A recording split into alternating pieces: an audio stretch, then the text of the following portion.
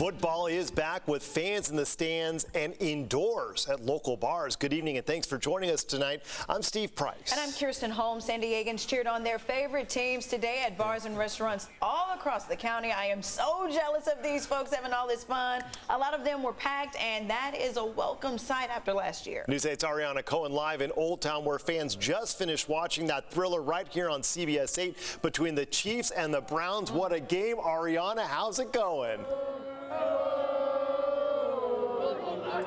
Yes, Steve and Kirsten, you can hear how loud the Kansas City Chiefs fans are, and of course they're excited, they're happy. You just saw that game on our CBS channel, Cleveland Browns against Kansas City Chiefs, and it was an epic turnaround. They won. I met all these fans here, including sports fans from all across the map who are so happy that football is back. Here for football. Here we go, Brownies. Here we go. Football fans are packing the bars across San Diego. Stoked we're back, baby. Yeah, it's been a long summer without it, so ready for it. The angst for getting football back is kind of amplified by COVID. You know, people really need this, and I think it's high time that it comes back. And an excuse to drink on Sundays, never a bad thing. Go Pack, go! It's really exciting. It's really cool that we're able to just fully experience everything and know that the players are safe, they're getting vaccinated, and you know, they can just entertain us while we're kind of staying close to home and staying safe.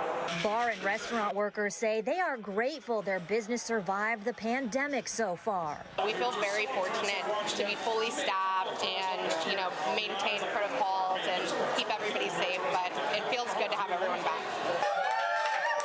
When it comes to watching the games at a bar versus at a packed stadium, fans are loud and proud when deciding where they cheer on their team.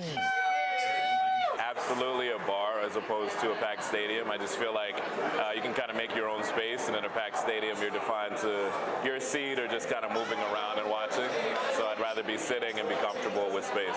There also is something to be said at a more local spot, enjoying drinks with some of your neighbors and in your community. I would say a bar.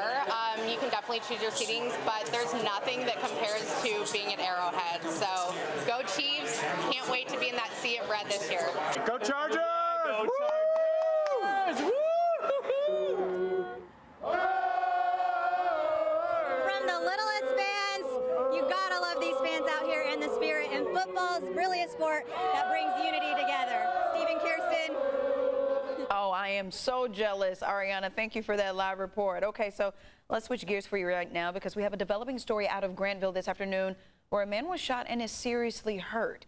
Police say he was shot around 1 o'clock this morning near Mission Gorge Road and Cottonwood Avenue. The victim, who has only been identified as a 40-year-old man, had emergency surgery but is not expected to survive.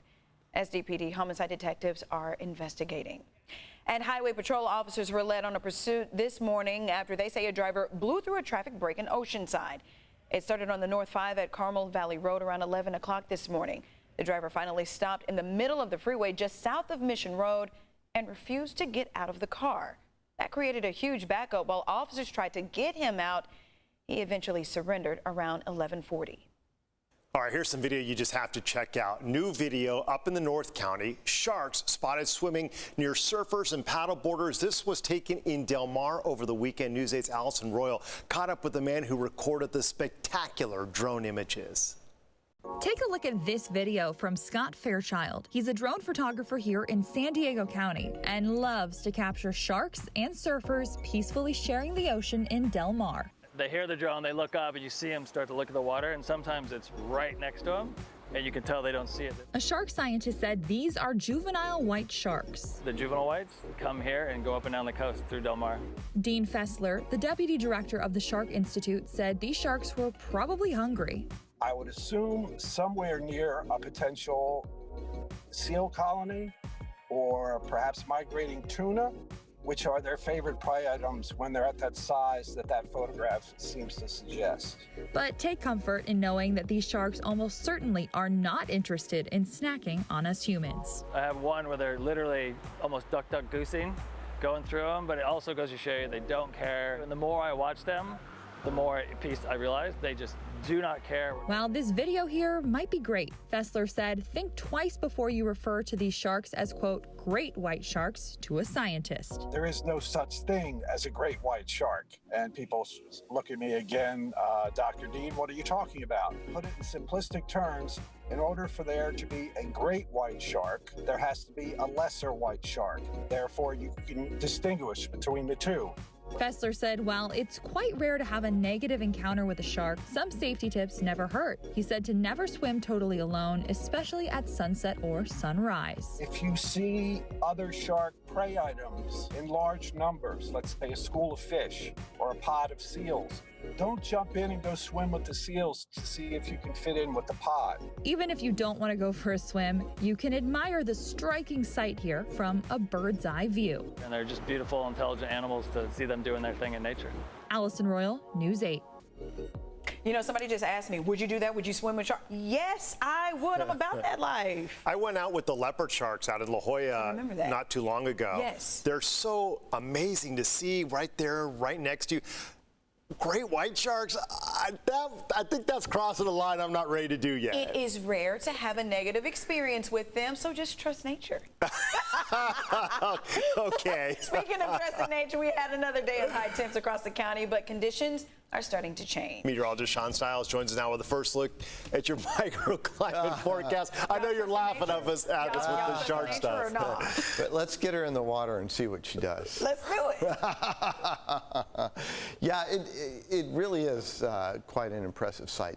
Let's, Kirsten, start out with leopard sharks first and then work up to white sharks. Let's do it. We have a heat advisory that's going to expire tonight, an excessive heat warning that lasts through Monday for the deserts east of San Diego County. What's coming in, though, is this beach hazard statement. We've got a big south swell coming in, so rip currents are going to really be risky out there over the next, say, 3 days until midweek. And as far as temperatures, the good news is one more day of heat for you folks in those inland microclimates, 93 tomorrow, but then look at that, into the 80s. Now, keep in mind, yesterday Valley Center was 100 degrees, so 89 is a nice cool down, and 87 looks pretty good. For you folks along the coastline, it's never been really all that hot, and 78 is the 30-year average at San Diego International Airport, so we'll be right on the money, and we'll stay very close to that, right on into the mid part of the work week, as a low pressure to the north of us brings more zonal flow into the west coast. I'll explain how that's working and talk about these big waves that are coming our way.